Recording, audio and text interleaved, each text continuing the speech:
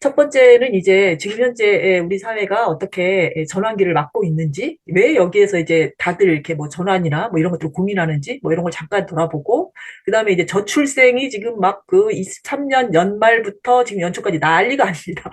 그래서 매일매일 새로운 뉴스가 막 계속 나와가지고 제가 이 PPT를 계속 바꾸고 있어요. 그래서 이 저출생이 담긴 돌봄에 대한 화두에 대해서 두 번째 보면 될 것 같고, 그다음에 이제 세 번째가 우리가 지금 전환기 공동육아라고 하는 이 시대에 갖고 있는 어려움을 그동안 이제 분석한 게 있었어요. 그래서 그것들에 대해서 다시 둘러보고, 그다음에 그러면 우리가 돌봄 시대를 마중하기 위한 공동육아 비전을, 이 비전이라고 꼭 비전을 얘기해 달라고 하셔가지고 비전이라고 썼습니다. 그래서 비전을 어떻게 볼 수 있을까에 대해서 이제 네 번째로 하고, 그 다음에 이제 약간 그 잔소리 문화 회복을 위해서 우리가 코로나 이후에 신뢰의 문화를 회복해야 한다라고 이제 계속 얘기했는데, 그런 그것을 위해서 무엇을 하면 좋을까를 시간이 되는 대로 몇 가지 얘기하면 될 것 같습니다. 그래서 이제 우리 사회가 포스트 코로나라고 해서 이제 재난 이후에 여러 가지로 다들 고민을 하고 있어요. 전 영역이 다 고민을 하고 있다고 봐야 할 것 같아요. 그래서 새로운 시대와 어떤 역할을 할 것인가에 대한 고민을 하고 있고, 그거를 이제 어떤 것들은 이제 티핑 포인트가 오고 있다라고도 얘기하고 있습니다. 그런 게 이제 기후 위기 같은 경우죠. 그래서 뭐 우리가 화두로 지금 계속 얘기되고 있는 것들을 한번 살펴보면 불평등이나 저출생, 지역 소멸이나 뭐 기후위기 뭐 이런 게 있고, 디지털이나 AI도 있죠. 그리고 이제 그 고립과 외로움에 대한 화두가 굉장히 갈수록 이제 부각되고 있는 이런 상황입니다. 그래서 고립의 시대라는 책이 점점 그 많이 팔리고 있는 뭐 이런 상황이고요. 그래서 우리가 민주주의에 대해서도 이게 민주주의가 우리가 안착되나 했는데 지금 요즘에 좀 고민이 되고 있어요. 그래서 이런 고민이 엘리트주의나 극단주의나 포퓰리즘에 대한 고민이 되고 있고, 그다음에 기후 얘기도 이제 화성으로 이주를 해야 되느냐, 우리가 기후 활동을 잘해서 이걸 할 수 있는 일이냐, 뭐 여러 가지가 고민이 되고 있습니다. 그리고 자본주의도 고민이 되고 있죠. 불평등 문제가, 양극화 문제가 너무 심해지고 있고, 세계 질서도 지금 막 전쟁까지 가고 있잖아요. 그래서 미국이 그동안에는 세계의 질서를 이렇게 책임지고 있는 것처럼 이렇게 했었는데 그 위치도 흔들린다라고도 얘기 많이 되고 있고, 그리고 이제 시민사회도 사실 고민이 굉장히 많습니다. 이 신뢰의 고민이 시민사회의 전반적인 영역에 다 있어요. 그래서 우리 이 나라의 이 시민사회가 일본처럼 노후화되는 것에 대한 고민, 그리고 또 미국처럼 그럼 우리가 로비스트화되고 있는 거냐 이런 얘기도 있고, 그래서 이제 제3지대까지 고민하고 있는 이런 상황들이 있습니다. 그래서 이제 이런데 사실 그 중에 가장 우리를 놀라게 했던 게 이제 기후위기죠. 코로나 때 기후위기에 대한 고민이 확 드러나면서, 기후위기가 그전에는 이제 우리가 기후활동이나 이렇게 관심 있는 사람들, 환경운동 하는 사람들이 주된 관심이었다면 이제 모두가 거부할 수 없는 영역이 되었다고 할까요? 이렇게 왔습니다. 그런데 여기에 이제 저출생이 한 숟가락을 얹었다고 할까요? 티핑 포인트에 이렇게 한 게 이제 23년부터예요. 23년에 저출생 그 합계 출산율이 0.78이라고 발표되기 시작하면서 EBS에서 이 화면이 나와가지고 갑자기 우리가 인구 위기구나라는 걸 확실하게 인식하게 되었습니다. 그래서 이 조앤 윌리엄스라는 이분이 나와가지고 와 대한민국 완전 망했네요라고 머리를 쥐어뜯는 이런 약간 충격을 주면서 우리가 실제 심각하구나를 이렇게 인식하게 된, 뭐 세계 최저라고 해도 사람들이 세계 최저 같다 이랬다가 깜짝 놀라게 한 어떻게 보면 그런 그 화면이었고요. 그래서 보니 프랑스는 지금 이것도 지금 며칠 전에 나온 그거예요. 그래서 뭐 출산 휴가를 10주에서 10개월로 주겠다고 6개월로 주겠다고 이렇게 발표를 했는데, 이 사람들의 출산율은 우리의 2배예요. 그런데도 이렇게 그 난리인 거죠. 어떻게 보면 이런 상황이고, 딩크족이 기본적으로 이렇게 늘어나고 있기 때문에 앞으로도 당분간 출산율이 가능할까? 뭐 이런 생각을 하면서 진짜 인구 위기구나라고 생각하면서, 이게 2024년 올해 새해 계획을 발표하면서 모든 영역에서 지금 저출생 때문에 시끌시끌하고 있습니다. 그러면 이제 저출생이 돌봄에 대한 화두도 같이 이제 부각시키게 되는 거죠. 그래서 저출생 문제가 이 전체 사회 담론을 재배치하는 역할을 하고 있습니다. 굉장히 큰 역할을 하고 있는 거죠. 그래서 뭐 불평등, 저출생, 지역 소멸 뭐 이런 모든 이야기들을 저출생이 꿰뚫으면서 어떤 효과가 나오게 되냐면 청년에 대한 화두와 같이 이제 겹치게 되는 거죠. 그래서 청년을 보는 시선이 달라지게 됐다라고 보여지고 있습니다. 그리고 아동 돌봄도 사실 그 전에 돌봄이라고 하면 어르신 돌봄이 차지하는 그 위치가 굉장히 컸고, 아동 돌봄에 대해서는 이 출생률도 낮고 이러니까 사실 그렇게 돌봄 했을 때 아동 돌봄을 번뜩 이렇게 딱 하게 하지 않는 뭐 이런 위치에 있었어요. 그런데 이 저출생이 이렇게 이제 화두가 되기 시작하면서 아동 돌봄이 갑자기 이렇게 중요성이 확 드러나게 되는 뭐 이런 상황이 되고 있습니다. 그래서 이 왜 그러냐 보면 이제 출산 파업이라고 이렇게 얘기를 했어요. 이게 조선 경제에서 이렇게 얘기했어요. 이 한국 여성들이 출산 파업 중이다라고 얘기했는데 그걸 이제 강준만 씨는 또 이렇게 해석을 했습니다. 출산 파업에 대해서. 젊은이들이 이렇게 생각한다는 거죠. 청년들이. 언제까지 이런 식의 살인적인 경쟁을 감내하면서 불안하고 각박하게 살아야 하는가. 이런 의문을 가진 청춘 남녀들이 이 티핑 포인트를 넘어섰다. 그래서 결혼과 출산이 미친 짓이다라는 새로운 인식을 접화시켜서 결국 이런 출산율을 만들어졌다라고 이제 강준만 씨가 얘기했습니다. 그리고 아까 앞에서 본 그 머리 쥐어뜯는 교수, 그 서양의 교수의 댓글에 이런 댓글이 실제로 달립니다. 글쎄요, 인구가 줄면 경쟁도 많이 안 해도 되고 좋을 것 같다는 생각도 든다. 실제로 이렇게 생각하고 있다는 거죠. 그래서 근데 뭐 우리 사회가 비정상적으로 가고 있다는 생각은 든다라고 이렇게 얘기합니다. 그래서 또 이게 이제 그러면 어떤 변화를 가져올까를 조금 더 둘러보면 이런 게 있죠. 그래서 이제 실제 청년들을 주목하게 된 게 이런 거예요. 그래서 어떤 분은 이제 이것도 이제 그 30문에 났다는 얘기인데 청년들의 비명이라 일컬어지는 수치부터 고쳐야 된다. 저출생을 해결을 위해서 이렇게 얘기합니다. 그런 것들이 취업률이나 성별 임금 격차나 과도한 사교육비, 자살률, 산재 사망률이라고 이렇게 얘기하는 사람이 있고요. 그래서 저출생이 가져올 변화가 청년의 위치를 바꾸고 있다. 그 전에 이 90년대생이 온 데부터 시작해가지고 약간 그 세상의 청년들 좀 불안하게 봤던, 어떻게 보면, 뭐 이런 위치에서, 이 청년들이 갖고 있는 문제들 해결해야 하겠구나. 해결하지 않으면 안 되겠구나. 라고 이제 생각의 전환을 가져오는 이런 계기가 되고 있습니다. 그런데 그러면서 어떤 변화가 오냐면, 청년들이 갖고 있던 긍정성에 대한, 해석들이 막 등장하기 시작을 해요. 그래서 트렌드 코리아 23, 24 계속 나오고 있잖아요. 거기에서는 각집살이나 요즘 남편 없던 아빠라는 이런 그 단어가 나와요. 이런 게 이제 요즘 새로운 결혼 풍속이나 살고 있는 이런 사는 것에 대해서 표현을 이제 요즘 남편 없던 나빠라고 얘기를 하는데 여태껏 이런 남자들이 없었다는 거예요. 살림도 잘하고 직장 생활도 잘하고 아이도 잘 보고 이런 사람들이 없었다라는 이야기를 이렇게 표현을 합니다. 이렇게 하고 있고 또 이제 사회적으로는 캐스팅 보트들이 잘하고 있다 이렇게 얘기해요. 우리가 권위주의 시대가 있었고 민주주의 시대가 있었는데 그 이후에 이를 조율할 캐스팅 보트들이 지금 잘하고 있다 이렇게도 얘기하고 그다음에 다양성, 포용성, 디지털, 인권, 젠더 등에 대해서 이런 좀 약간 특출한 감성에 대해서 이야기합니다. 그래서 이것들이 이 젊은 층이 익숙하다. 왜냐하면 지금 이 사람들이 살고 있는 세상이 사실 이런 세상이 오고 있는 거예요. 이게 이제 이런 세상들을 어느 나이대에 접하느냐가 굉장히 중요한데, 이게 이제 나이 들어서 이제 기득권이 된 다음에 접하면 이미 이것에 대한 감성이 몸으로 오지 않는 거죠. 근데 이제 이게 이제 약간 청년일 때 접하면 이게 몸으로 이렇게 익혀진단 말이죠. 감성으로. 그게 이제 대학 내에 유학생 비율이 현저히 높아졌잖아요. 지금 거의 뭐 5대5인가 싶어요. 그죠? 이런 것들. 그다음에 브리저튼이나 이런 넷플릭스 드라마에서 이제는 흑인이 주인공인 드라마가 많아지고, 인어공주도 흑인이고, 그다음에 미인대회 우승자도 막 쇼컷이라고 막 이렇게 얘기가 되고, 이런 문화를 청년 때에 접한 사람들의 감성이 또 다를 수 있습니다. 이런 것들이 이제 청년에 대한 위치를 바꾸고 있다라는 거고요. 그러면서 이제 돌봄에 대한 화두도 말씀드린 것처럼 굉장히 다르게 좀 부각되고 있습니다. 그래서 이제 돌봄에 대한 화두가 어떻게 보면 세계관의 변화도 같이 가져오는 거죠. 세계를 어떻게 무엇을 중심으로 재편할 것이냐라고 했을 때 그게 돌봄이 될 수 있다라는 생각을 하는 거니까 그런 거고 그래서 이제 저기도 이 방식도 삶의 방식도 반대해서 거부하는 것이 아니라 이제는 조절해서 균형 잡는 것이다라고 이제 생각할 수 있는 이렇게 생각합니다. 그래서 최병춘 교수가 실제로 그렇게 얘기했어요. 세대 교체라고 이렇게 얘기를 하는데 그게 아니라 세계관 교체다. 사실 세대가 바뀌면 세계관이 바뀌는 거죠. 그래서 이렇게 얘기를 했던 얘기가 있고요. 그래서 이제 최일준 교수가 얘기했고, 그래서 이제 대안을 향한 키워드가 이제 정리되는 느낌이에요. 청년, 지역, 세대, 다문화, 뭐 이런 식으로 이제 정리되는 느낌이고요. 그래서 저출생이 가져올 그럼 사회의 부정적인 변화가 어떤 거길래 이렇게 난린가를 보면 이런 게 있습니다. 그래서 이제 고령 인구가 늘어나고 1인 가구가 증가하고, 그럼 이제 생산 가능 인구가 줄고, 아동 인구도 주는 거죠. 그래서 소비가 위축되고 숙련 노동자가 준다. 그래서 생산성과 혁신이나 주택 가치도 하락되고, 주택 수요도 감소한다. 뭐 이렇게 했고, 그래서 이제 또 이런 불평등 갈등은 더 심해져서 민족주의 정권이나 뭐 파시즘 정권 이런 것들이 등장할 수도 있다라고 이제 얘기도 하고, 그다음에 글로벌 교육 시스템이 불안정하게 된다. 그래서 이제 지역화가 오히려 대환이다. 뭐 이런 이야기까지 합니다. 그래서 이렇게 이제 저출생을 불안하게 보고 있고 문제라고 보고 있다라는 이야기고요.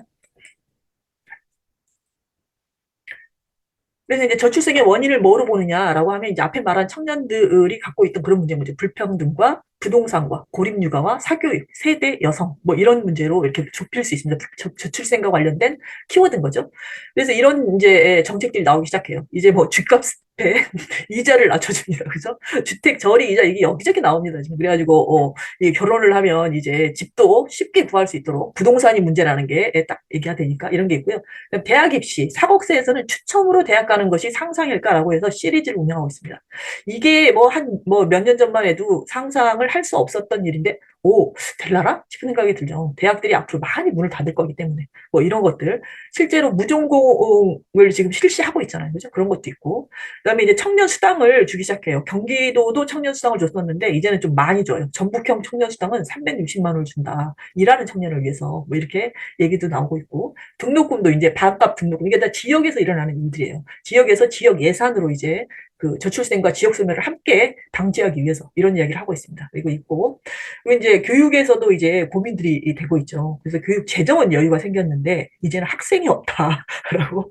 이제 학부모들은 사교육비 때문에 여전히 고통받고 있고 경쟁이 심하다. 그리고 교사들은 또 교권 추락의 고통을 호소하고 있다. 그래서 교육이 계층 이동의 사다리 역할을 해야 하는데 이게 막혔다라는 것에 대한 고민을 얘기하고 있습니다. 그래서 이제 우리가 이것들을 오늘 어제죠. 어제는 공약으로 드디어 총선 공약으로 1호를 저출생으로 나왔어요. 둘 다. 그러니까 그 민주당과 그 국민의힘이죠. 국민의힘이 둘 다 저출생을 1호 공약으로 내세웠습니다. 그런데 이제 민주당 공약만 한번 가져와 봤어요. 이 포스터를 저희 국민의힘 거는 못 찾아가지고, 그래서 저출생 미로에 맞게, 이거 저출산도 아니고 저출생이라고 썼어요. 제가 보기에 국민의힘도 저출생이라고 썼어요. 그래서 저출생 미로에 갇혀서 내리막을 걷고 있다라고 해가지고 뭐 출산율이고, 이게 23년에 0.7명인데 24년에 0.6까지 내려갈 수 있다고 보고 있습니다. 그래서 이제 질 낮은 일자리, 높은 주거비, 양육 교육비, 일가정 양립 불균형 뭐 이렇게 쭉 해가지고 문제를 이렇게 이제 해석을 한 거죠. 이렇게 해서 국가의 생존이 달린 문제다라고 해가지고 이렇게 해서 이제 1호 공약이 나왔습니다. 그래서 이제 우리가 돌봄 시대에 또 이제 말할 때 마지막으로 이제 경제죠. 시장에서 이걸 어떻게 받아들이고 있느냐가 약간 트렌드잖아요. 그래서 이런 것들이 어떻게 받아들이고 있는지가 중요한데, 돌봄 중심의 사고가 익숙해지는 거예요. 이제 경제에서도 돌봄을 말하기 시작합니다. 그래서 그러면 우리는 공동육아로서 어떤 돌봄을 말할까? 가 이제 돌봄 시대를 마중하는 어떻게 보면 이런 태도겠죠. 그래서 그 전에 이제 돌봄 시대는 이런 책들에서 이렇게 말했어요. 우리가 경쟁이 너무 심한 신자유주의 시대니까 사냥꾼의 시대였다. 그래서 서로 이렇게 사냥하는 느낌의 경쟁으로 이런 느낌이었는데 이제는 돌봄 시대로 바뀌어야 한다라고 내일의 세계에서 조한혜정 교수님 말하셨어요. 그래서 이제 돌봄을 중심으로 전 사회를 재편하는 상상을 해야 된다. 앞으로는 이런 것에 대해서 뭐 돌봄 선언이나 돌봄 민주주의가 말했었는데, 이제 앞에서 말씀드린 것처럼 저출생이 돌봄 지형을 아동 돌봄을 부각시키면서 좀 더 부각시키고 있고요. 근데 이제 트렌드 코리아 24에서 돌봄 경제에 대해서 얘기합니다. 그래서 돌봄에 대해서 이렇게 구체적으로 언급한 게 없죠. 근데 이제 트렌드 코리아에서는 근데 돌봄 경제를 뭐라고 얘기하냐면 누가 누구를 어떻게 돌보느냐를 기준으로 배려 돌봄, 정서 돌봄, 관계 돌봄 세 가지 측면을 나눌 수 있다라고 하면서 경제적으로 이 돌봄을 이렇게 해석해요. 참 재밌어요. 아이를 돌보는 것이 부모의 커리어를 돌보는 거다라고 해석하고, 고령자는 기술을 통해서 보살피는 거. 이게 인간의 존엄성을 지켜주는 일이다라고 얘기하고, 직원을 배려하면 조직의 미래에 대한 투자가 된다라고 얘기합니다. 그래서 이렇게 서로 돌봄이 필요하다라고 하면서 이게 이제 경제 영역에 들어가게 되는 이런 게 있고요. 사람을 일으켜 세워서, 왜냐하면 사람들이 요즘에 하도 우울하고 이제 다운되고 이러니까 경제 생활을 가능하게 하는 인프라로서의 돌봄 경제를 얘기합니다. 그래서 이제 경제 쪽에서도 돌봄에 대해서 이렇게 적극적으로 고민하고 있다라는 것을 볼 수 있고요. 근데 여기에 이제 아이의 목소리가 없죠. 이런 거는 참 어쩔 수 없는 일이죠. 그죠? 이런 게 있습니다. 그래서 그러면 우리가 전환기에서 공동육아는 돌봄을 어떻게 봐야 할까? 우리가 그 아이들 영유아를 보고 있기 때문에, 영유아부터 보고 있기 때문에 저출생의 최전선에 서 있는 거잖아요. 그래서 이런 것들, 그래서 그 다음에 이제 또 초등에 갈 때 또 이 고민이 제일 많기 때문에 사실 이 저출생의 최전선이 공동육아가 있다고 가 있다고 볼 수 있습니다. 그래서 여기 이때 우리가 어떻게 보고 어떻게 넘어갈까를 한 네 가지. 그래서 이제 우리 공동육아가 닥친 현실을 우선 보고, 그다음에 역사 속에서 이럴 시기들에 우리가 어떻게 행동했는지, 또 이제 새로 오신 분들도 많을 수 있으니까 한번 둘러보고, 그다음에 우리가 초기에 공동육아의 철학은 어떤지, 그러니까 어려울 때는 항상 초기 철학을 한번 보면 좋잖아요. 그런 것들까지 하고 이제 그러면 공동육아의 비전으로 뭘 볼 수 있는지까지 얘기하면 될 것 같아요. 그래서 지금 우리 출생률이 공동육아에 미친 현실이죠. 이런 것들은 이렇게 그전에 이제 뭐 사실 영유아부터 왔기 때문에 영유아에서는 이런 얘기를 많이 했었습니다. 그래서 이게 사실 이 저출생이 체감된 지가 최근 5년이에요. 그럼 최근 5년이면 코로나 직전부터 시작됐다는 얘기예요. 그래서 이제 어린이집은 이미 1828개씩 폐원한 것으로 나타났다라고 이제 베이비뉴스에 쓰고 있습니다. 5년간. 그래서 이 시기가 이렇게 되어 있는데 가장 심하게 나타난 시기가 딱 코로나 올 때랑 겹쳤어요. 20년이죠. 20년엔 3천 몇 개가 아무튼 어린이집이 폐원했다라고 생각하면서 이 코로나가 한창이던 2020년부터 실제적으로 굉장히 체감되기 시작합니다. 아마 그 영유아 쪽에 계신 분들은 체감을 할 거예요. 그래서 이것들이 이렇게 되다가 초등의 진짜 겨울은 올해부터 시작입니다. 그래서 올해는 이제 이 아이들이 이렇게 그 줄었던 저출생이 이제 영향을 미치는 게 초등에 이제 올해부터 영향을 미치는 거예요. 그래서 어떤 분들은 초등의 진짜 겨울은 올해부터 시작이다라고 얘기하고 있고요. 그래서 사실 초등에서도 그동안에 영유아에서 했던 이런 시도의 분석이나 공공성, 접근성에 대한 고민을 이제 좀 적극적으로 좀 더 고민을 더 해야 할 때라고 이제 생각이 되고 있습니다. 그래서 신입생 수, 초등학교 신입생 수가 실제로 이렇게 이제 줄 것이다라고 이제 예상을 하고 있고요. 그래서 이제 그 교육청이 작은 학교 살리기, 그전에는 작은 학교를 어떻게 정리할까 고민했는데 이제는 그렇게까지 안 되는 거죠. 그래서 살리기까지 이제 전전긍긍하고 있고, 그리고 이것도 몇 년 전에 나왔던 기록인데, 그때 이제 한 3년 전에 나왔던 기록인데, 그때 2023년부터의 이거를 걱정하고 있습니다. 이런 거죠. 거기다가 우리가 이제 늘보학교도 시작이 되잖아요. 그럼 이제 늘보학교까지 함께해서 이제 앞으로 이제 고민이 이제 좀 되어야 하겠다라는 이제 그 생각이고요.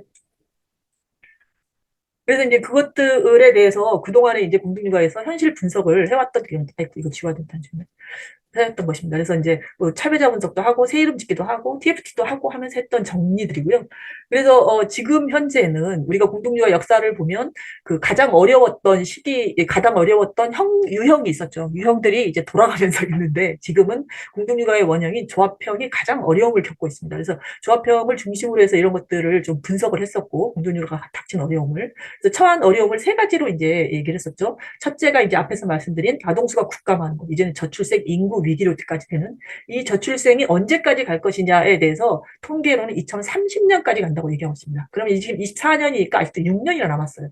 이것이 정책이 제대로 실현이 됐을 때의 2030년이라고 이렇게 생각을 해야 합니다. 그래서 2030년까지 우리가 계속 줄 것이다라는 것에 대한 고민이 되고 있죠. 그거랑 이제 코로나19로 인해서 우리가 공동체 활동을 못했던, 서로 문화가 단절되었던 요 시기가 있었습니다. 그래서 이때 신뢰를 쌓지 못했던 후과가 지금 그 서로 간에 좀 약간 관계를 서걱거리게 하는, 약간의 분란의 조짐을 만들게 하는 이런 것들이 지금 계속되고 있습니다. 사실 코로나 때에 영유아들이 계속 지금 들어올 것이기 때문에 앞으로도 코로나를 겪은 시기 동안은 우리가 이 어려움을 겪겠구나라고 생각되고 있는 것이 두 번째 어려움이고요. 그래서 서로 간에 이렇게 끈끈하지 않고 흥이 나지 않는 분위기인 거죠. 그런 분위기가 있고, 그다음에 세 번째가 이제 국가돌봄이라고 이렇게 썼는데 우선은 국공립 확충이 공동육아가 계속 주장해 왔던 일들이에요. 그리고 이제 그게 굉장히 좋은 일들이죠. 그런데 이게 이제 국가 돌봄이 좀 더 적극적으로 오다 보니까 우리한테 위기처럼 이제 조합형이는 이렇게 느껴지게 되는 이런 시간들이 있었습니다. 그래서 이제 유보 통합이나 이런 것도 있었고 다음 께 돌봄이나 늘봄학교까지 막 오면서 아 우리가 여기서 어떻게 위치를 잡아야 할까가 고민되는 이런 사견이 있었고요. 그래서 우리가 그럼 공동육아가 어떻게 방향을 잡아야 될 것인가에 대해서 변해야 할 것과 뭐 받아들여야 될 것, 뭐 이런 것들을 정리했었습니다. 그래서 변해야 할 것들 중에 이제 주로가 진입장벽이나 우리가 접근성에 대한 고민을 해야 한다. 그래서 접근성 있는 여러 가지 일들도 고민을 하고 그다음에 태도도 고민을 해야 한다라고 이제 생각을 했었고요. 그다음에 받아들여야 할 것은 이제 국가 정책 방향에 대해서 예전처럼 그렇게 터부시할 게 아니라 우리가 좀 더 민감하게 반응해야 한다. 그다음에 새로운 시대와 변화하는 시대를 좀 고민해야 한다라는 게 있었습니다. 그리고 지켜야 할 것은 철학과 조합 시스템이었고 함께 해야 할 것은 이게 정책 제안이나 운동이나 이런 것들이 있었습니다. 이렇게 정리하는 게 있었고요.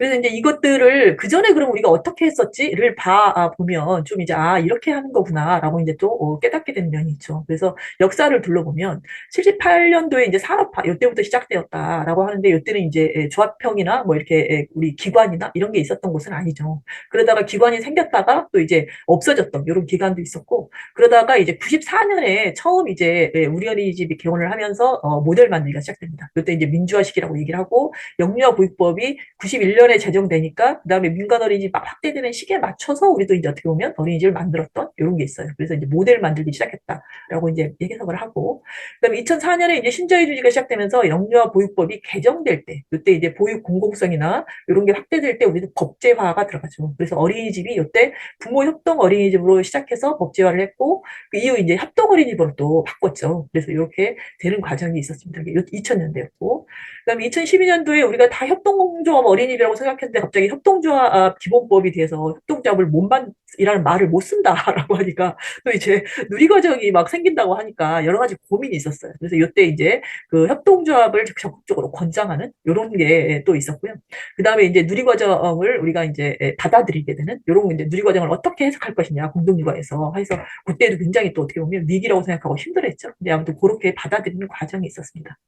그리고 이제 그 다음에 이제 사회적 협동조합을 쭉 만들고 이렇게 하면서 2018년에 이제 누리과정에 이렇게 함께하는 2019년에 그래서 이제 이 누리과정 그 자료가 나왔죠. 그래서 누리과정에도 함께 하는 이런 과정이 있었고 그다음에 사회적 협동조합 연합회도 만들고 하는 과정이 있었습니다. 그래서 우리가 역사 속에서 둘러보면 공동육아가 항상 어려움이 주기적으로 이렇게 와요. 우리는 항상 그 약간 시대를 앞서간다고 해야 될까요? 남들이 안 하는 고민을 먼저 하고 있기 때문에 항상 이게 위기가 시대적으로 옵니다. 그러면 그럴 때마다 우리가 어떻게 했느냐 보면 약간 공공성을 확장하는 선택을 했고 사회 변화를 추동하기도 하고 그 사회 변화에 발 맞추어서 변신을 하면서 이렇게 왔었다라는 것을 이제 한번 둘러봤고요.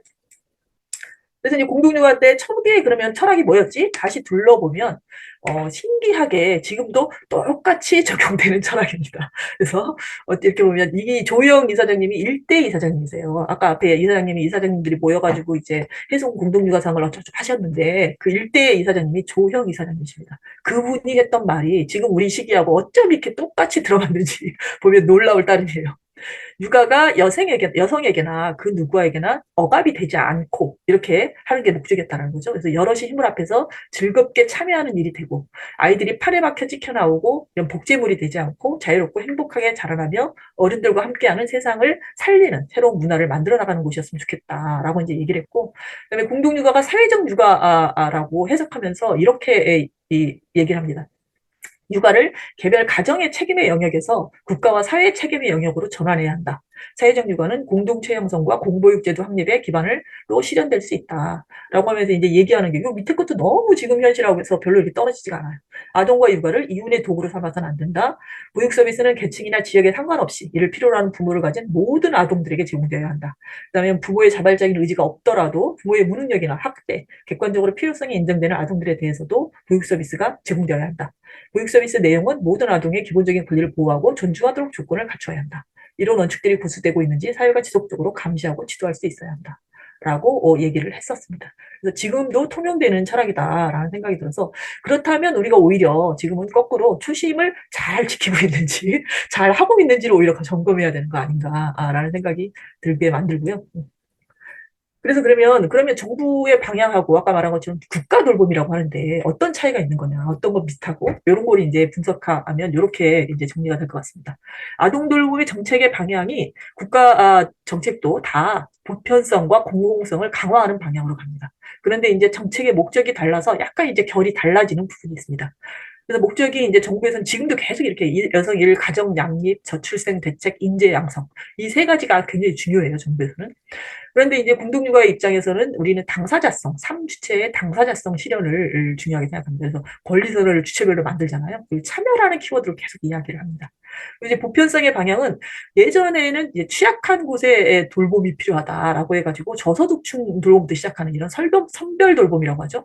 선별 복지라고 하듯이 이렇게 얘기했었는데 이제 이게 모든 아이들에게 돌봄이 필요하다라는 이제 보편성의 방향을 갖게 되는 거예요. 그러다가 이제 유보 통합이 되면서는 뭐라고 얘기하냐면 아동의 평등한 출발선이라고 얘기합니다. 이거는 이제 지원도 똑같아야 한다. 뭐 이런 이야기인 거죠. 그러면서 사회복지에서 이제 사회 서비스로 개념이 좀 바뀌어요. 이 사회 서비스가 되면서 이제 좀 어려워지는 면도 좀 있었죠. 이런 게 있고, 그다음에 이제 공동육아에서는 지금 이곳에 현재 살고 있는 아동과 고립된 양육자와 교사가 잘 살고 행복한 거. 이런 게 이제 당사자성이니까 이런 게 중요합니다. 그러다가 공공성의 방향도 공공성의 확대를 이제 정부에서는 국가 책임으로 해석해서 가정에 있던 것을 처음에는 이제 상황이 국가가 돌볼 상황이 안 되고 여력이 안 되니까 시장으로 넘겼다가 이제는 다 국가가 책임지겠다라고 이제 하는 걸로 이렇게 공공성을 해석하고 있습니다. 그래서 국공립 확충이나 취약보육, 맞춤보육, 다 함께 늘봄, 유보통합 뭐 이런 걸 이제 국가 책임을 해석하고 있고, 근데 이제 우리는 이게 이제 국가뿐만이 아니라 민간의 공공성도 있다라고 해서 사회가 키워야 된다, 마을이 키워야 한다라고 얘기하면서 사회적 육아를 얘기하고 있죠. 그래서 이제 뭐 다른 말로 하면 육아 공동체라는 말도 될 수도 있고 공동체 돌봄이라고 될 수 있습니다. 그래서 이제 마을과 함께 사라진 아이의 사회를 복원하는 일이 필요하다라고 얘기하면서 요거를 구체적으로 얘기해서 2023년에는 생활권을 회복해야 된다라고 얘기도 했고, 그다음에 관계망 돌봄이다라고도 이제 해석하고 있습니다. 그리고 이제 법인으로는 이제 비영리 법인과 이게 참여 보육, 당사자 민주주의까지 우리는 당사자들이 모여서 함께 협동하면서 민주주의를 이루어가는 곳이다라는 당사자 민주주의까지 이렇게 이제 차이가 나게 됩니다.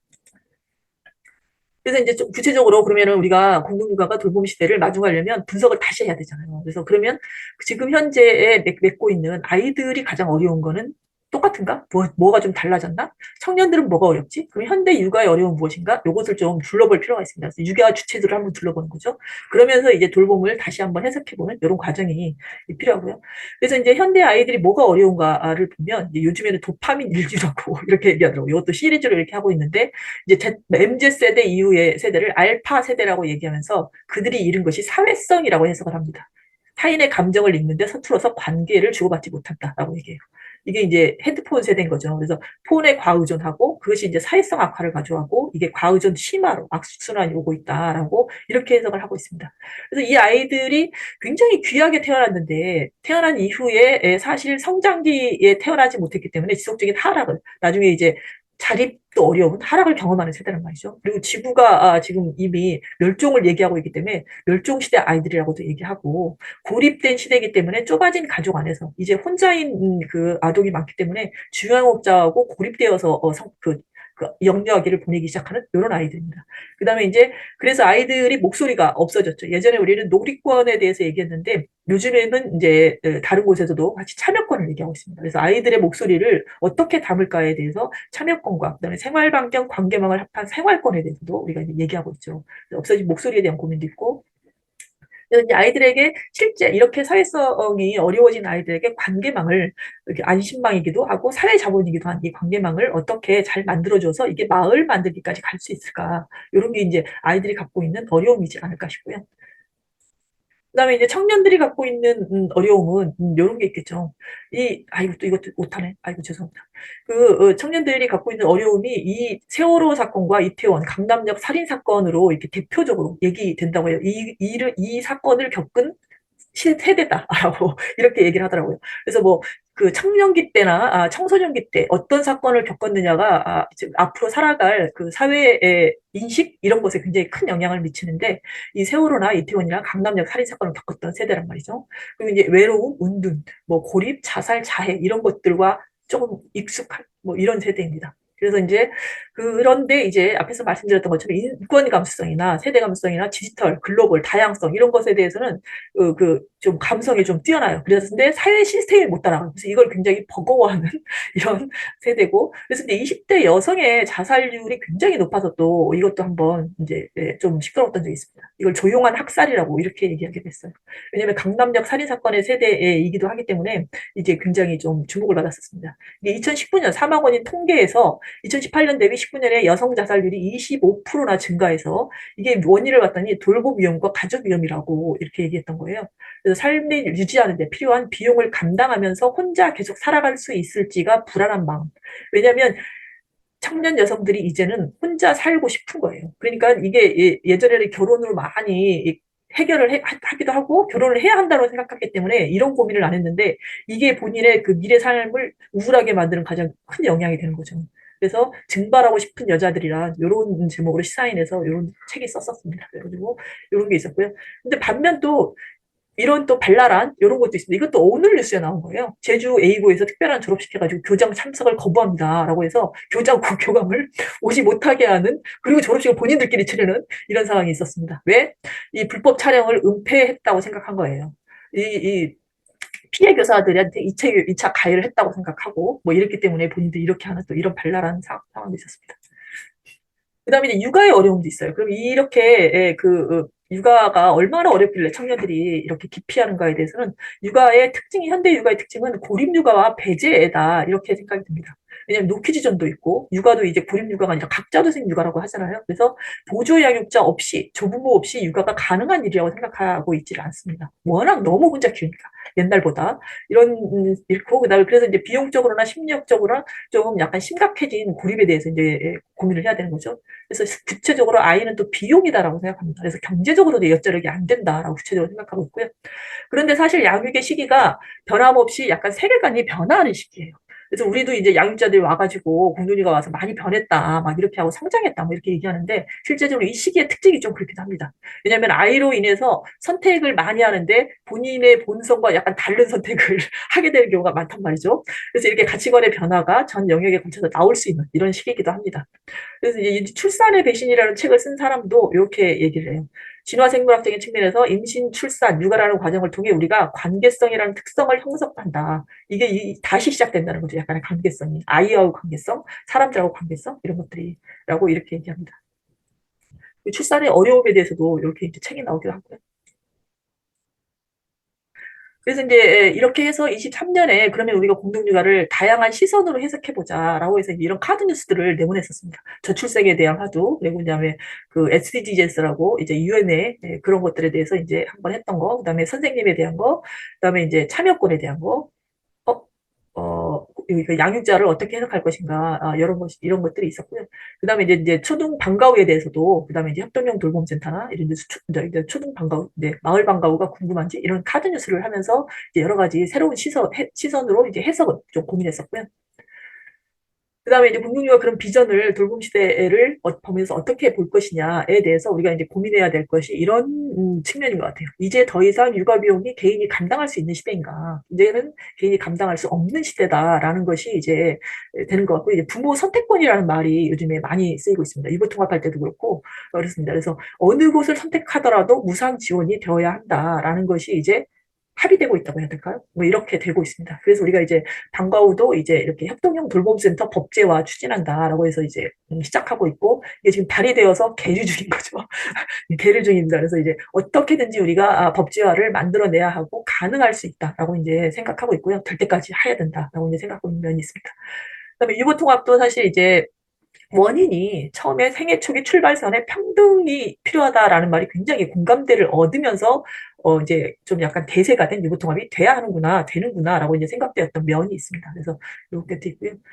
그다음에 이제 아동 돌봄이 일어나는 모든 것에 평등한 지원이 있어야 한다라는 것도 이제 얘기가 되고 있고 이것도 이제 그럴 수 있겠다 가능하겠구나라는 생각이 되고 있습니다. 이런 것들 그래서 두 가지죠. 부모 선택권으로 어느 것을 선택하더라도 무상 지원이 있어야 하고 아동 돌봄이 일어나는 모든 곳에 평등한 지원이 있어야 한다라는 두 가지고요. 그래서 이것도 인구위기를 쓴 그 미르달 부부라고 하죠. 이 부부가 하면서 이렇게 얘기했습니다. 자녀를 기르면서 드는 비용을 줄여야지 저출생이 해결된다라고 얘기했고 이것도 이 책이 나오기는 게 한 달 전, 두 달 전, 요럴 때만 해도 이 분위기가 아니었는데 지금 막 공약이 나오기 시작하면서 지금 이 공약들은 다 부모들 중심으로 나갑니다. 그럴 수밖에 없어요. 왜냐하면 표가 중심이 되기 때문에 표는 다 이렇게 그 개인한테 돈을 찔러줘야지 표가 되잖아요. 그래서 그쪽 중심으로 나가고 있는데 이제 저출생의 분위기가 이미 좀 그 판세를 바꾸고 있다라고 이제 우리가 읽으면 앞으로 우리가 할 일에 대한 고민이 되는 거죠. 그래서 이제 우리는 뭐, 금방 하루 이틀에 이렇게 되지는 않겠지만, 아무튼 고민을 하고 준비를 해야 할 필요는 있습니다. 비용의 문턱 없이 철학으로 선택하는 공동육아가 가능할 수도 있겠구나. 그런 공동육아를 우리가 그냥 기다리거나, 되나? 라고 고민만 하기보다 약간 적극적으로 마주하 나가는 뭐 이런 것들이 필요할 수 있겠다라고 이제 생각될 수 있습니다. 그래서 작년에 이제 법인에서 이제 했던 발언들이고요. 광주 여성가족재단에서 돌봄에 대해서 이제 돌봄 공동체인 거죠. 이렇게 초등까지 연결되는. 그래서 이런 것들에 대해서 얘기할 때 그 돌봄 당사자로 이런 사람들을 부모나 교사를 돌봄 당사자로 대해줘야 한다라는 것과 이용자나 제공자가 아니라 그 다음에 이제 관계망의 흐름을 기관까지 포함해야 한다라는 것까지 이렇게 해서 쭉 발표를 했었습니다. 그리고 육아정책연구소와 함께해서도 공동육아에 관해서 발표하고 그다음에 유교통합 포럼에서도 이렇게 발표했습니다. 그리고 이제 그러면서 유교통합 포럼에서 발표했던 사례가 이거였죠. 노르웨이에서는 이렇다. 북유럽에서는 민간 유치원과 지자체 유치원이 동일한 지원을 받는다라는 것에 대한 사례를 이렇게 얘기했었습니다. 그래서 어떤 유형의 유치원에 다니든지 표준 교육을 접하도록 한다라는 얘기가 있었고요. 그래서 이제 현장에서도 이런 정책 민감성이 있었으면 좋겠다라고 해서 이제 함께하는 과정이 있었고 올해는 또 어린이집 유치원 교사에서 정책위원회 결합을 함께 해가지고 해주는 활동이 있어서 굉장히 감사한 한 해였습니다. 그다음에 이제 두 번째로 그런 이제 공동육아를 준비하는 것이 이제 앞으로 우리가 계속 지속적으로 고민하자라는 게 하나고 그다음에 이제 두 번째는 이제 생애 주기의 출발선이고 인구 위기의 마의 구간이라고 이렇게 얘기할 수 있는 0세부터 13세까지죠. 초등기까지 이 유년기를 책임지는 공동육아의 모습을 우리가 구체적으로 좀 상상해야 하는 이런 식입니다. 그래서 초기에 우리가 철학에 나왔던 대로 육아를 누구에게도 억압이 되지 않고 여럿이 힘을 합해서 즐겁게 참여하는 일로 만드는 것이 계속되어야 하는 거죠. 어떻게 보면. 그리고 이제 초기에 철학에 나왔던 그것 중에 하나가 모두의 아이는 우리 아이다라고 했던 그 말이 있습니다. 그래서 이런 것들을 이제 어떻게 잘 실현할까에 대한 거고요. 그래서 이제 아동수 급감으로 귀해진 아동과 높아진 부모 위상에 우리가 적응해야 되는 이런 것도 있기는 한데, 그럼 이제 영아돌봄 시대에 애를 잘 안착시켜야지 이 사회와 저출생과 육아 주체에게 다 좋은 거죠. 그래서 어떻게 한 아이라도 조금이라도 더 일찍 행복하게 할 것인가, 그리고 어떻게 한 아이라도 조금이라도 더 일찍 함께 키울 것인가를 우리가 이제 고민해야 합니다. 그래서 이제 영세반까지 고민해서 이 영세라는 시기는 사실 온 세상의 그 환대애로 커야 하는 시기잖아요. 그래서 그런데 이제 주양육자가 이렇게 고립되어서 이렇게 크는 경우가 많단 말이죠. 그리고 이제 이 영세 때에 사실 양육자가 가장 도움이 필요한 시기입니다. 그래서 소통이 가장 필요한 시기다라고 이제 생각이 되고요. 그다음에 이제 초등학교 1학년 시기가 또 마의 시기죠. 그래서 초등기에 이 관계망을 어떻게 조금 확장해서 이렇게 마을과 고향이 만들어지는 시기를 만들 것인가. 초등까지, 초등 방과후까지 보내게 되면 거의 그 동네가 마을과 고향으로 자리를 잡게 돼요. 아이들한테. 그래서 이렇게 할 수 있도록, 이렇게 마을과 고향을 만들어줄 수 있도록 우리가 어떻게 초등기 관계망까지를 잘 만들 것인가가 우리 이제 초등 방과후를 고민하면서 이렇게 이제 되는 방향인 것 같고요. 그래서 어떻게 한 아이라도 이 관계망 안에서 키울까? 그리고 이제 어떻게 한 아이들이 이런 생활권을 확대하게 할까? 이런 것이 고민이 되고 있습니다. 그리고 이제 기후와 관련해서 어떻게 아이들이 살아갈 지구를 위한 일상생활에서 계속 이렇게 지구를 위한 활동을 하면서 이렇게 만들까? 이런 것들이 이제 얘기되고 있고요. 그다음에 이제 돌봄을 해석하는 새로운 프레임이다라고 이제 써봤는데요. 우선 이제 놀이 중심, 아동 중심이 이제 실제로 어떻게 하고 있는지는 둘째치고 다 이제 전반적으로 사회에서 말해지고는 있습니다. 그런데 그거 하고 또 이제 이 아이들한테 무엇이 가장 필요할까를 봤을 때 가장 필요한 것이 관계와 생활이라고 이제 생각이 돼요. 이 밑에 있는 것처럼 이제 교사들이 사회성 저하로 이제 새학기 아리가 점점 심해지고 있다라고 얘기하고 유치원에서도 아이들이 갈등 관계를 회복을 오히려 귀찮아한다라고까지 얘기합니다. 그래서 이제 먼저 다가가고 이렇게 해야 되는데 아이들 자체가 좀 무기력하다. 그래서 영상에 재미 들린 아이들이 친구 사귈 때 겪는 뭐 이런 것들도 있다라고 이제 이렇게 얘기를 하고 있습니다. 그래서 이 아이들이 갖고 있는 관계 경험의 부족 과 일상생활을 익혀야 되는데 일상생활의 경험이 부족한 거죠. 혼자 해본 적이 없기도 하고 뭐 이런 것들에 대한 이 고민이 있습니다. 그래서 이런 것들 우리가 사실 공동과에서 배워가는 것들 중에 많은 것들이 이 관계거든요. 그리고 생활이에요. 일상생활을 배우고 관계를 배우는. 올해 이제 초등방과후에서 요청해가지고 저희가 초등방과후를 하루 종일 이렇게 현장 경험을 해본 경험이 있었는데 아 진짜 아이들이 여기에서 관계를 배우고 일상생활을 배우는가 구나를 가서 보니까 진짜 실감이 나더라고요. 그래서 우리가 공동육아 안에서 배우는 이런 관계와 일상생활의 경험에 대해서 설명하는 외부에 어필하는 이런 과정이 좀 더 필요하겠다라는 생각이 들고요. 사실 모든 것을 관계를 해석할 수 있잖아요. 초기 공동육아에서 이렇게도 해석을 했었습니다. 자연과의 관계, 또래와의 관계, 어른과의 관계, 세상과의 관계를 아이들이 배운다.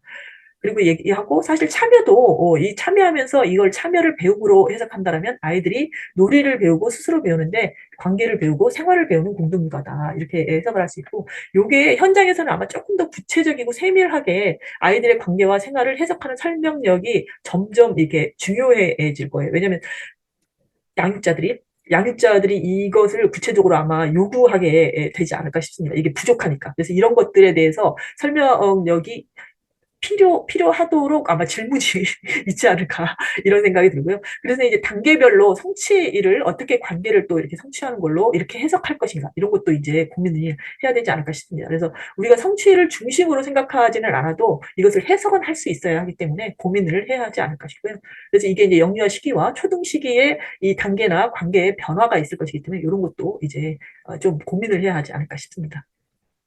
그리고 이제 관계망 돌봄이죠. 그래서 우리가 마을 공동체 돌봄이나 이런 방과 후 돌봄이나 우리가 하고 있는 공동육아 돌봄은 사실 관계망을 살리는 돌봄이다. 이렇게 얘기를 할 수 있고요. 그래서 마실이 갖는 관계망으로서의 의미가 지금 여러 군데에서 얘기가 들리고 있어요.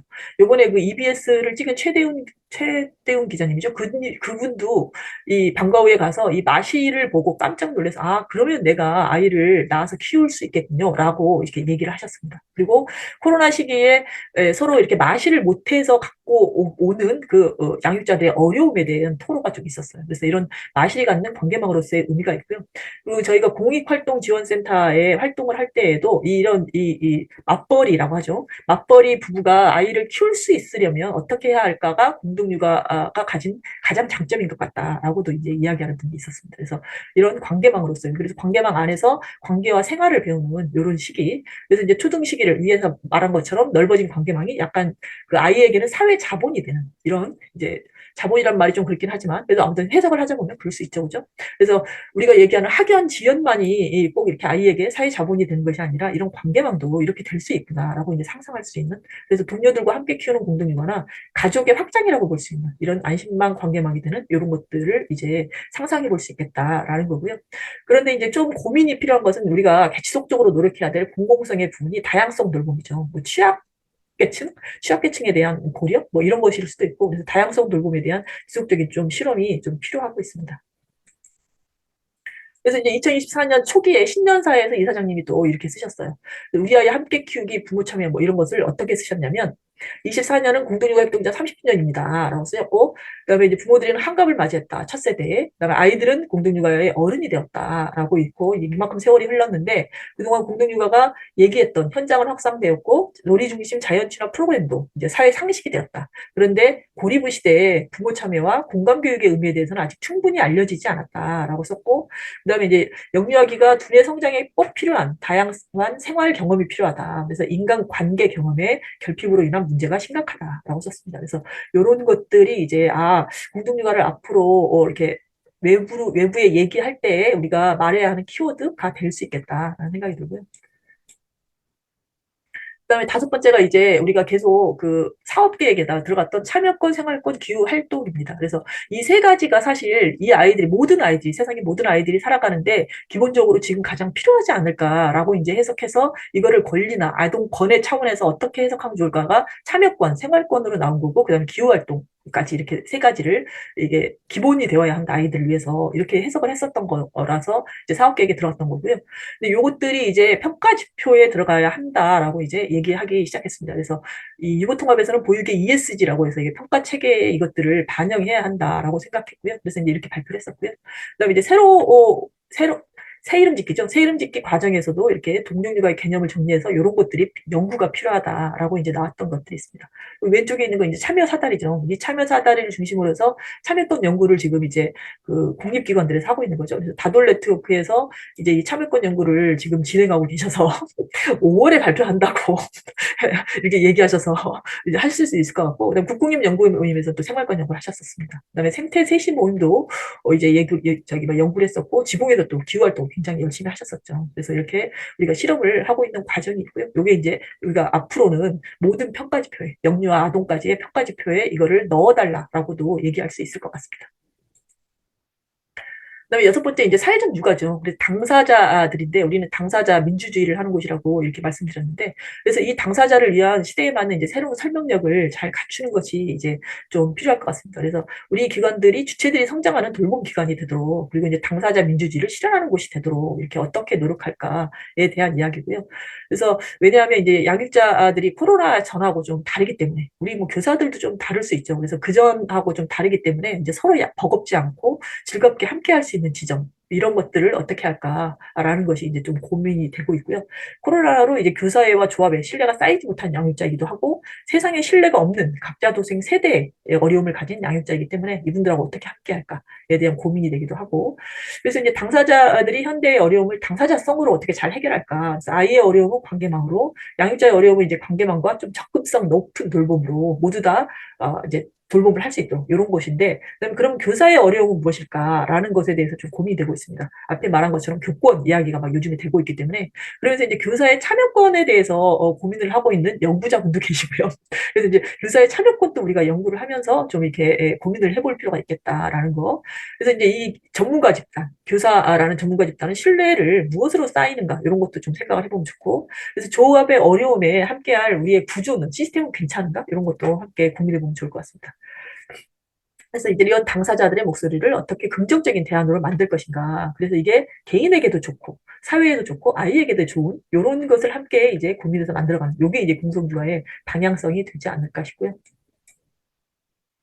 여기까지가 이제 그 공동육아가 앞으로 준비할 것이나 뭐 이런 이야기였고 그다음에 이제 돌봄 시대를 준비하기 위해서 우리가 코로나 이후에 어떻게 보면 약간 사법거리는 문화를 회복하기 위해서 무엇가 필요할까에 대해서 조금 더 이제 추가적으로 말씀을 드리고 싶어서 그냥 가져왔고요. 그래서 이제 우리가 문화 회복할 때 새로운 키워드를 이렇게 쓰고 싶었어요. 새로운 모든 시도에는 박수를, 그다음에 낯선 질문에 무조건 환영을 이렇게 해서 우리가 좀 새로운 것을 잘 받아들이고 환대하는 문화를 좀 만들어가면 좋지 않을까라는 생각이 들었고요. 왜냐하면 공동육아가 좀 역사가 생기기도 하고 코로나 때 약간 이렇게 멈춰 있으면서 서로 간에 어려움이 생긴 면도 있기 때문에 집단 사고라는 것이 있지 않나라는 생각이 듭니다. 왜냐하면 응집력이 우리처럼 응집력이 강한 집단도 쉽지 않죠. 그죠? 이런 성원들이 어떤 현실적인 판단을 내릴 때 만당일치를 이루려고 하는 사고가 있다는 거예요. 그래서 호감과 단결심이 클수록 독립적인 비판적인 사고가 그걸 발언하기가 쉽지 않다는 거죠. 이 집단에 대한 애정이 있으니까 아무래도 이게 고려하게 된다는 거죠. 그래서 이제 그런 잘못된 판단을 했던 어떤 사람한테 물어보면 이렇게 얘기한다는 거죠. 내가 할 수 있는 유일한 변명은 당시 토론 분위기가 나로 하여금 소극적인 질문을 제기하는 것 이상으로는 반대하지 못하겠다라고 얘기한다는 사실 우리가 좀 고민해봐야 할 지점이 있지 않나 싶어서 이건 한번 가져와 봤고요. 그래서 우리가 이런 질문에 대한 좀 환대의 분위기를 맞춰줘야지 이게 자연스러운 토론 분위기가 살아나겠구나라는 생각이 들었습니다.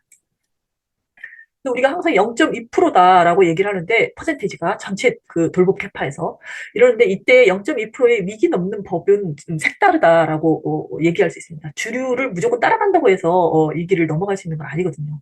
그래서 그 키워드가 뭐냐라고 생각하면 저는 현장이라고 생각합니다. 공동육아는 현장에 있어서 그 가치가 발을 한다라고 생각이 들고 현장과의 신뢰로 위기를 넘어가야 한다라고 생각합니다. 그리고 이제 아무리 저출생이라도 0.2%는 항상 있기 때문에 그 0.2%와 함께하는 방법을 고민해야 한다라는 생각이 들고요. 왜냐하면 우리가 재난 이후에 공동육아가 회복할 것은 신뢰의 문화인 것 같아요. 신뢰로 움직이는 곳이니까.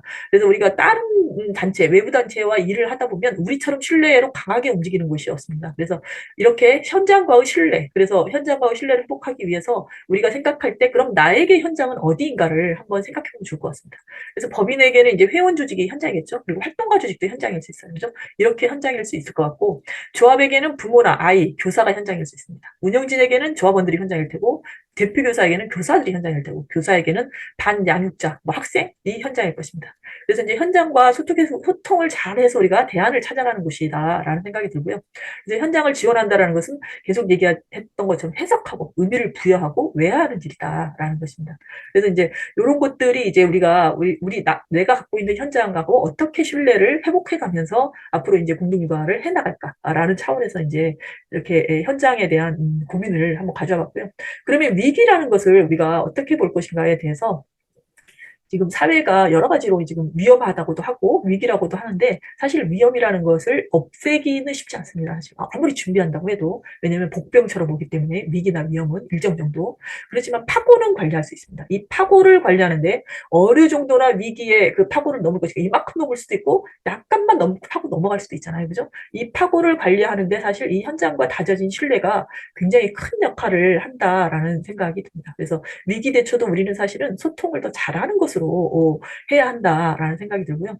그래서 이제 만약에 이렇게 위험한 시대가 왔을 때 최악의 상황에 누가 우리를 옹호해 줄 것인가에 대해서 뭐 언론이냐 정치권이냐 우리가 그 전에 시민단체나 정의연이나 어려워졌을 때 봤지만 아무도 편들어주지 않습니다. 오직 현장과의 신뢰만 우리를 지켜줄 뿐입니다. 그래서 이런 것들. 그래서 우리가 갖고 있는 현장이 사실 우리가 가장 강점이고 자산이다라고 생각하면서 다시 현장에 대한 의미를 좀 되새겼으면 좋겠다라는 이야기고요.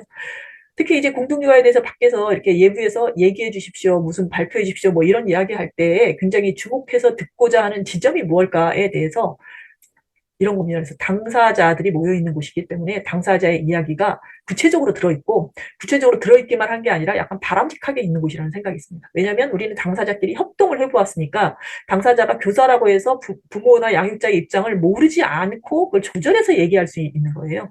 이제 양육자로서 갔더라도 교사의 입장을 모르지 않고 그걸 조절해서 얘기할 수 있기 때문에 이게 구체적이고 바람직하게 있는 곳이라는 인식이 있습니다. 그래서 약간의 답을 가진 곳이라는 이런 느낌이 공동육아에 있어서 이게 공동육아의 강점이다. 그래서 우리가 현장성이 우리가 갖고 있는 가장 큰 장점이다라고 이렇게 얘기를 할 수 있을 것 같고요. 코로나로 사실 이런 신뢰 문제가 우리만 있는 것은 아니에요. 모든 사회가 지금 코로나 이후에 있고 독감 환자도 91%가 91배가 늘었다잖아요. 91배라는 건 우리가 상상할 수 없는 수치죠. 그렇잖아도 우리가 지금 주위에 이상하게 독감이 올해 많다 했는데 이게 91배라고 구체적인 수치로 지금 남았습니다. 그래서 이런 상황이라 지금 전 사회의 문제인데 우리는 어떻게 넘어갈 것이냐에 대한 이야기다라는 생각이고요. 그다음에 이제 두 번째는 저희가 요번에 초등방과 후 법제화를 하면서 느낀 게 있습니다. 그다음에 또 저희 회비의 어려움을 저희가 회원 수가 계속 줄고 있으니까 법인도 어렵잖아요. 그래서 소문을 냈더니 도와주더라라는 것에 대해서 그래서 법인이 이렇게 어려워요라고 했더니 올해 평생회원 가입을 굉장히 많이 하셨어요. 그리고 이제 다른 곳에서도 후원을 굉장히 많이 해주셨습니다. 그래서 아 이렇게 감사한 일이 있나라고 이제 생각하는 한 해였습니다. 그래서 이제 우리가 흔히 하는 말로 병은 소문내야 된다. 그런 것처럼 우리 어려움도 좀 소문내야 된다라고 얘기해서 그 전에 이제 그럼 왜 그 전에 이런 걸 소문내는 거를 어려워했지라고 생각하니까 그런 게 좀 있더라고요. 우리가 갖고 있는 공동육아에 대한 자부심, 공동육아를 하는 활동가로서의 자부심이 약간 태도를 경직되게 만들었던 건 아닌가라는 생각을 어떻게 하게 됐냐면 그 초등방과후에 대해서 이제 도움을 요청하러 이제 지공 선생님들하고 이제 상담을 해 가지고 지역 네트워크 전 지역이죠. 전 지역 전국 지역아동센터 협의회에 사무총장을 만나러 가는데 지공쌤들이 그렇게 얘기하시더라고요. 가서 도와달라고 해라라고 했는데 그 전에는 그 도와달라고 해야 한다라는 생각을 저희가 전혀 못했어요. 왜 그 생각을 못했지? 라고 생각을 하다 보니까 경직됐구나 태도가 우리가 이렇게 좋은 일을 해요. 우리가 이렇게 오라요만 얘기했구나. 그게 저 사람들한테 무슨 의미가 있을까? 그래서 그러지 않고 지금 공동육아의 원형이 조합형이 이렇게 어려운 시기를 겪고 있어요. 우리 선생님들이 이렇게 어려워요라고 얘기해야지 도와주고 싶은 마음이 들 텐데 그런 것을 우리가 잊고 있었구나라고 생각해서 굉장히 깜짝 놀란 적이 있습니다. 그래서 이런 것들이 오히려 우리가 그래 세상과 소통할 때, 그 다음에 외부와 소통할 때, 내 옆에 있는 사람과 소통할 때, 현장과 소통할 때, 이럴 때 어떻게 보면 우리가 잊기 쉬운 이런 면이었지 않았을까라고 생각해서 오히려 이렇게 우리의 취약함을 잘 드러내는 것이 이 연대의식을 부른다라는 생각이 들었고요. 근데 이제 우리는 다 어렵다고 얘기한다고 본인이 생각해요. 근데 그게 아니고 힘들다고 얘기했다고 생각할 거예요. 힘들다가 아니고 힘들다는 이제 좀 그 버거움에 대한 느낌이잖아요. 그런 게 아니라 우리가 좀 어렵다, 도움이 필요하다, 함께 하자, 뭐 이런 느낌의 이런 소문내는 이런 게 좀 필요하지 않을까라는 생각입니다. 실제 우리가 어려우니까 지금. 그다음에 이제 그래서 이제 연대라는 느낌이 어떤 것일까? 우리가 지금 연대가 굉장히 필요한데라고 생각했을 때 이게 이제 약간 서로 배우는 느낌이지 않을까 싶습니다. 그래서 우리가 서로에게 어떤 것을 배우고 있는지를 서로 좀 점검하면 좋겠다라는 생각이 들었습니다. 그래서 배우는 것이 없고 약간 가르치기만 하고 내가 가르치는 그 위치에만 있다라면 그러면은 그럴 수 있는 관계는 사실 없는데라고 이제 생각해서 무엇을 배우고 있는지 서로 이제 표현할 수 있어야지 이게 설명력이 되지 않을까 싶고요. 그게 이제 우리 다양성을 포용하는 폭넓은 공동육아를 만들지 않을까 싶습니다. 그래서 이제 우리가 다양한 공동육아가 되려면 사실 그들보다 우리를 늘려가는 사고를 계속 해야 되거든요. 그런데 우리가 이 정체성을 중요하다 보면 자꾸 우리를 좁히는 경향이 있어요. 그러면 우리가 좁아지면 사실 점점 더 딱딱해지고 유연해지지 않는 경향이 있어서 좀 풍부한 공동육아를 만들기 위한 이런 과정이 좀 필요하겠다라고 해서 사실 공동육아 초기에는 발도그룹프와 굉장히 협력했습니다. 왔다 갔다 하고 이런 것들. 그다음에 신입에 대한 느낌도 그다음에 이제 우리가 같은 가치관이랑 세대에 대한 느낌도 세대가 좀 차이가 나더라도 우리가 우리가 어떻게 무리로 만들 것인가를 좀 더 고민하고 교사회 안에서도 사실 이제 정교사, 보조교사 이렇게 나누어 있으면 보조교사나 다른 위치에 있는 뭐 이제 영양교사랑 맞단지더라도 아무튼 어떻게 우리가 함께 우리라고 해석해서 풍부하게 만들 것인가. 그리고 이제 그 이해 당사자인 양육자와 함께 어떻게 그들이 아닌 우리로 만들 것인가를 이제 고민해야지 우리가 이제 연대하는 이런 서로 배우는 이런 과정이 되지 않을까 싶고요. 접근성에 대해서는 계속 고민해야 합니다. 이제 비용의 문제를 우리가 앞으로 이제 그런 공동유화를 상상하자라고 했지만 그래도 이제 접근성을 계속 고민해야 하는 앞으로의 과제가 되지 않을까 싶습니다. 이제 돌봄 시대라고 얘기하면서 돌봄이 굉장히 보편적이 되고 나아지기는 하지만 그만큼 또 접근성을 요구받는 이런 상황이 될 수 있기 때문에 접근성에 대해서는 계속 고민해야 하지 않을까 싶고요. 이 접근성이 누구나 누리는 공동유화를 위해서 우리가 뭘 조금 더 오픈할 수 있을까? 일하기 좋은 공동육아를 위해서 뭘 조금 더 오픈할 수 있을까를 계속 고민하는 이런 과정이 되겠죠. 근데 이제 일하기 좋은 공동육아라고 해서 또 요즘에 이제 조합이 어려우니까 이게 또 그 서로 권익을 막 얘기하다 보면 어려워지는 면이 있잖아요. 그래서 우리가 조합의 어려움을 공유하면서 파트너십을 유지하면서 또 일하기 좋은 환경을 어떻게 만들 수 있을까도 계속 고민해야 되는 지점인 것 같고요. 그래서 이제 개인의 권익을 보장하면서 논의하고 어떻게 공부할까. 이 공부하는 시간도 이제 요즘 굉장히 화두가 되고 있으니까 이런 것들. 그래서 이제 자원활동의 측면이 있다라고 얘기하면 이 자원활동의 측면에서도 그럼 우리는 무엇으로 서로 즐겁고 설레게 할까라는 것도 이제 계속 고민이 되는 측면이 있는 것 같습니다. 그런 면에서 이제 사회에 그 좀 보면 좀 새로운 세 가지 이 현상이 있었어요. 요 근래에 나온. 그래서 성균관에서 발표를 했었죠. 시대에 발맞춘 이제 성균관의 변화다라고 해가지고 차례상을 조금만 해도 된다라고 해서 차례상 차림을 이렇게 제시를 했어요. 이렇게 했던 성균관의 문제의식이 뭐였냐면 차례는 조상을 사모하는 후손들의 정성이 담긴 의식인데 이로 인해 고통받거나 가족 사이에 불화가 초래된다면 바람직한 일이 아니다. 라고 생각해가지고 그 추석 때 차례상을 명절에 점 붙일 필요도 없다. 음식 가짓수 뭐 몇 가지만 해도 된다. 자꾸 매해 이게 발표하고 있습니다.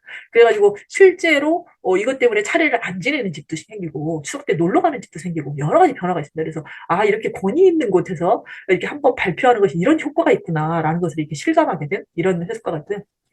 가수도 이 장범준 씨가 대안학교를 나왔다고 해서 여러 사람들을 참 설레게 만들었었는데 이게 또 요번에 이런 일도 있었어요. 그래가지고 티켓팅을 하는데 표가 많으니까 요번에는 이걸 추첨을 통해서 배정해버리는 이렇게 또 어떻게 보면 획기적이죠. 팬클럽에서 있을 수 없었던 어떻게 보면 새로운 관행을 무시하는 이렇게 실험도 했다라고 해서 장범준의 발칙한 실험이다라고 해서 나오기도 했고요.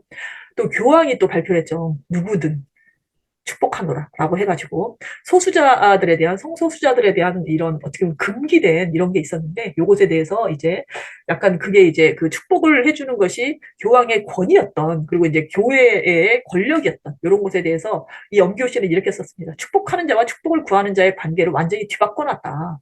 그래서 축복하는 자가 권력을 갖고 있다고 이렇게 생각했는데 그것이 아니라 이 축복을 주는 것이 헌신과 봉사의 행위였다라는 것으로 이렇게 완전히 그 전복인 거죠. 생각의 전복인 거죠. 그래서 이렇게 권력에서 헌신과 봉사 행위로 이렇게 평가돼야 한다고 말을 했다라는 것에 대해서 해석을 했고요. 그것이 이제 영교시는 엘리트주의에 빠지는 것에 대한 경고다. 이게 이제 축복이 교회의 권한이었던 것을 엘리트주의라고 해석을 한 거죠. 그래서 이렇게 또 해석을 하는 과정이 있었습니다. 그래서 우리도 이렇게 할 수도 있구나라고 이제 생각하면서 고민할 수 있겠다 싶고요. 그래서 이제 코로나 3년 동안 사실 우리도 만나지 못했기 때문에 우리끼리도 낯선 간극이 조금 생겼습니다. 그래서 우리끼리도 서로서로 지역 공동체와 다함께와 초등방과후와 조합형 그다음에 이제 국공립 유치원이 서로서로 배우는 문화, 서로서로 좀 알아가는 문화가 좀 필요한 거 아닌가라는 생각이 들었고요. 그래서 각자 자리에서 무엇을 실험하고 있는지를 좀 이렇게 정리하면 좋겠다라는 생각이 들었습니다. 그래서 지역 공동체는 아동 돌봄이 시작됐던 곳, 가장 역사가 오래됐던 곳이잖아요. 그리고 다양성 돌봄에 대해서 또 남다른 곳이기도 하고 지자체와 소통하는 노하우를 또 갖고 있는 곳이기도 합니다. 그래서 그런 것들. 그다음에 다함께 돌봄 센터도 이제 역사가 오래되지 않았지만 그래도 이렇게 역사가 오래되지 않는 곳에는 또 다른 온기가 필요합니다. 아직은 어려운 곳이기 때문에. 그래서 수시로 드나드는 아이들과 어떻게 관계를 맺는지, 놀이와 심으로 관계하는지 뭐 이런 것들에 대해서 하고 있고 초등방과후는 우리 조합 그 양육자들 중에 가장 성숙한 조합원들이 모여 있는 곳입니다. 사실은 이 역사를 오래 한 조합원들 그런 곳들이고 그다음에 사실 우리가 저희가 앞에서도 말씀드렸듯이 돌아다니니 생활 방과후와 마을 방과후의 느낌을 가장 갖고 있는 이런 것들입니다. 그리고 이제 법제화로 새로운 전기를 마련하려고 하는 이런 것들이고 그리고 조합형 어린이집 같은 경우는 공동육아의 원형이고 여기에서 어떻게 공공성을 더해서 튼튼하게 자리 잡을 것인가가 지금 고민되고 있는 이런 것이고요. 국공립 어린이집 같은 경우는 누구나 누린 공동육아로 이제 처음에 시작했고 그래서 어디까지 가능한가를 끊임없이 실험하고 있는 곳이고요. 지금 2세대 원장들을 다 맞이하고 있습니다. 이런 것들. 그럼 유치원이 있죠. 5번인데 유치원은 코로나 시기를 이게 코로나 시기에 오픈을 했어요. 유치원이 그렇게 어려웠었는데 사실 협동조합 유치원으로는 전국에 2개 있는 곳 중에 하나잖아요. 그래서 이런 유보통합의 시대에 돌봄이 있는 유치원을 보여주고 있는 이런 의의가 있는 곳이다라는 게 있고요. 그래서 우리가 서로 서로를 좀 잘 알고 서로 배우면 좋겠다. 만나서 이런 생각이 들었습니다. 아, 요거가 왜 뒤로 갔을까요? 그다음에 이제 세대 간에도 좀 배우는 민화가 필요하죠. 요거는 이제 그 어린이집 유치원 대표교사 교육에서 썼던 그건데 네트워크 안에서 약간 간극이 생기는 게 이제 세대 간. 이 세대 문제도 사실 전 사회적인 문제예요. 우리가 허리가 없다라고 이제 참여자 분석에서 그래서 그 저기 뭐지 3, 40대가 부족하다라고 했는데 이것도 전 사회적인 문제더라고요. 그 3, 40대가 다 어디 갔나 모르겠어요. 다 자영업하고 있나? 쉽게 지금 다 그 저희 배드민턴에 친구들이 모여도 그 얘기를 합니다. 우리는 그 청년들하고만 일하고 있다. 다 50대가 청년들하고 일하고 있다. 뭐 이런 느낌으로 그런 얘기를 합니다. 그래서 다 고민인 게 지금 전 사회가 고민인 게 다 세대 감수성에 대한 이야기입니다. 그래서 이제 이런 것들 우리가 세대 감수성을 어떻게 잘 키울 것인가? 애가 이제 우리가 어떻게 잘 일할 것인가와 결부되는 일이다라는 생각이 들고요. 그래서 세대 간에 서로 무엇을 배울 수 있을까에 대해서 이렇게 정리를 했었습니다. 그래서 그 새로운 청년 세대에는 기후 감수성, 인권 감수성, 디지털 감수성 뭐 이런 것들이 뛰어날 것이다. 그리고 이제 만약에 경력이 있는 그런 분들이라면 아니면 또 이제 경력이 없는 분들이라면 뭐 이게 다를 것이다라고 해서 이제 공동의와 역사, 철학, 교사에서 일하기 뭐 이런 것들을 갖고 있는 노하우가 있을 것이다라고 이제 정리한 게 있고요. 요 근래에 신문에 또 이런 것도 나왔었어요. 요것도 참 재밌어요. 늙으면 왜 시도 때도 없이 좋은 말씀을 보낼까요? 카톡으로 계속 보내잖아요. 그죠? 늙으면 왜 음식을 흘려만 먹을까요? 늙으면 왜 사람을 빤히 쳐다볼까에 대해서 그 칼럼을 하나씩 쓰고 있습니다. 이게 경향신문에 있는 정신과 전문의가 쓰는 칼럼인데 세대 간에 이런 거가 이해가 어려우니까 이런 것도 사실은 배워야 하는 일이 된 거예요, 이제는. 그래서 늙으면 왜 시도 때도 없이 좋은 말씀을 보낼까요에 대한 해석도 재밌고 사람을 빤히 쳐다볼까요에 대한 해석도 재밌습니다. 읽어보면 빤히 쳐다보는 이유가 시력이 떨어져서 그다음에 사고 전환이 느려서다라고 해석을 이렇게 구체적으로 해줘야지 이해가 된단 말이죠. 안 그러면 사람을 빤히 쳐다보면 요즘에 굉장히 무례한 일처럼 이렇게 해석이 되잖아요. 이런 것들. 그리고 이제 좋은 말씀을 이렇게 보내는 것도 굉장한 침범이 되잖아요. 그래서 이런 것들을 이렇게 우리가 사실은 서로 해석해 가면서 서로 배우는 문화를 회복해야 하는 과정일 수 있다라는 게 생각이 들고요. 그다음에 이제 사회적 요가를 앞에서 쭉 얘기했던 것처럼 그 새로운 교사와 새로운 양육자 여기서 시대의 변화를 담고 온다라고 이제 얘기를 드렸는데 사실 그 변화가 다 질문의 모습으로 옵니다. 그리고 그 질문들이 우리를 굉장히 당황시키는 질문의 모습으로 와요. 예상을 못했기 때문에. 예상을 못한 새로움이기 때문에 그럴 것이다라는 것이고 그래서 그 질문을 우리가 어떻게 받아들일 것이냐가 어떻게 보면 관계에 새로운 교사와 새로운 영역자와 관계에 그 굉장히 중요한 키포인트가 될 것이다라는 생각이 들어서 요 부분 가져와 봤고요.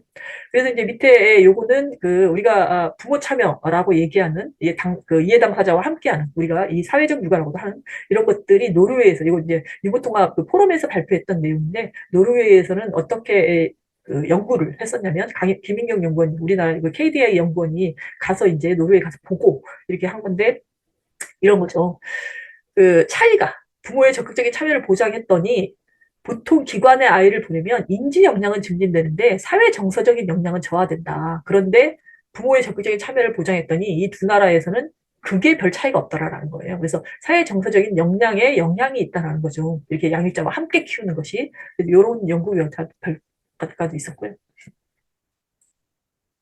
그래서 이제 우리가 이 양육자와 파트너십 만들기가 공립기관은 그러면 어디까지 가능할까? 이것도 지금 우리가 새롭게 한번 고민해봐야 하는 이런 지점입니다. 그다음에 조합형은 그러면 이 단계를 조절해야 하나? 요즘에 하도 이제 약간 그 코로나 시기를 지나서 그래서 이렇게 아직 신뢰 문화가 회복이 되지 않아서 어려운지 아니면은 이게 약간의 그 구조적인 전환이 필요한 건지 이런 게 이제 고민이 되고 있습니다. 그래서 이제 이거는 국공립 그 위탁체의 모임에서 이제 정리를 해본 건데, 우리가 참여 보육을 정리한다면 이렇게 네 단계로 이렇게 정리할 수 있겠다. 손님 단계처럼 처음에는 이제 국공립 같은 경우는 거의 국공립 기관에서는 처음에 손님 단계일 거 아니에요, 그죠?